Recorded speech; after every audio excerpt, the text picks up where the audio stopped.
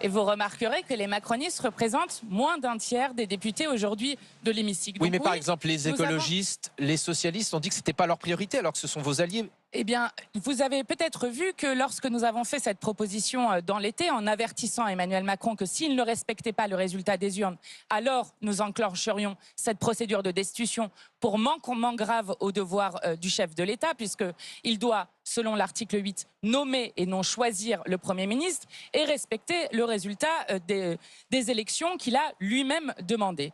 Donc, pourquoi est-ce que nous faisons cela? D'abord, parce que nous voulons que le chef de l'État respecte la volonté populaire. En République, ce n'est pas le monarque qui est souverain, mais bien le peuple qui est souverain.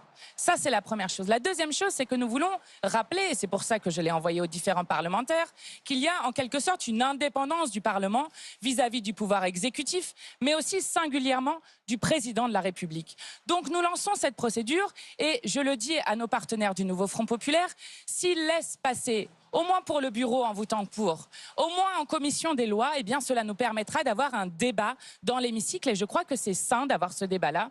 49% des Français interrogés disent qu'ils sont favorables à la destitution et nous avons lancé avant-hier, il y a moins de 48 heures, une pétition qui a déjà 150 000 signatures que tout le monde peut signer sur macron-destitution.fr.